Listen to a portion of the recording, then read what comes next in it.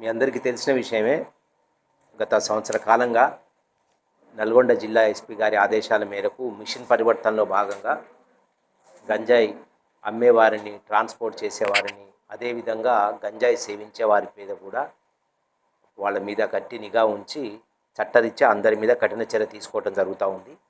ఈ క్రమంలోనే నిన్న సాయంత్రం మిర్యాలగూడ 1 టౌన్ ఇన్స్పెక్టర్ భూషణ్ మరియు ఎస్ఐ సైదిరెడ్డి వారి సిబ్బందికి వచ్చినటువంటి సమాచారం ప్రకారము ఈరోజు మార్నింగు ఈ మచ్చ నవీన్ అండ్ నక్కా మహేష్ సీతారాంపురం మిర్యాలగూడ వీళ్ళిద్దరిని అదుపులోకి తీసుకోవడం జరిగింది. వీళ్ళ దగ్గర మనకి కొన్ని స్పాస్మో ప్లస్ టాబ్లెట్స్ దొరికినాయి. జనరల్గా ఈ స్పాస్మో ప్లస్లో మత్తు పదార్థం ఉండటం వల్ల పిల్లలు దీన్ని గంజాయికి సబ్స్టిట్యూట్గా తీవ్రంగా సేవించి మత్తులోకి వెళ్ళి పూర్తిగా ఆరోగ్యం చెడగొట్టుకుంటున్నారు. ఇది వీళ్ళు ఎక్కడి నుంచి తెచ్చారనేటటువంటి ఎంక్వైరీలో Karampudi Veerabhadra medicals and general shop నుంచి వీళ్ళు తీసుకొచ్చినట్టు తెలిసింది. దాంతో ఇక్కడ బృందం ఉన్నతాధికారుల ఆదేశాల మేరకు ఆ షాప్ మీద రైడ్ చేసి ఆ షాపు అక్కడ నడుపుతున్నటువంటి హనుమంతరావు మరియు రామచంద్ర ప్రసాద్ తండ్రి కొడుకులు వీళ్ళిద్దరిలో హనుమంతరావుని మనం కస్టడీలోకి తీసుకోవడం జరిగింది. ప్రస్తుతం ప్రసాద్ పరారీలో ఉన్నారు. వీళ్ళక్కడ షాప్లో నియమానికి వ్యతిరేకంగా ఈ పిల్లలకి ఈ స్పాస్మో ప్లస్ టాబ్లెట్స్ అమ్మటం జరుగుతూ ఉంది. వీళ్ళకి ఇది అమ్మటానికి కావాల్సినటువంటి ఎటువంటి కండిషన్స్ కూడా వీళ్ళు ఫుల్ఫిల్ చేయట్లేదు.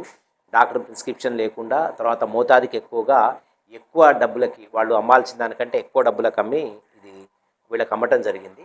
సో దీన్ని తో పాటుగా మిర్యాలగూడ పట్టణంలో రూరల్ ఏరియాలో చుట్టుపక్కల ఎక్కడైనా సరే ఈ టాబ్లెట్స్ మత్తుకు సంబంధించినటువంటి టాబ్లెట్స్ తీసుకున్నా, గంజాయి లాంటి పదార్థాలు సేవించినా, అమ్మిన వారి మీద, సేవించిన వారి మీద, కొన్నవారి మీద, ట్రాన్స్పోర్ట్ చేసే వారి మీద, వీళ్ళకి సప్లై చేస్తున్న వారి మీద కూడా కఠినమైన చర్యలు తీసుకోబడతాయి. దానికి ఇక్కడ స్థానం లేదు.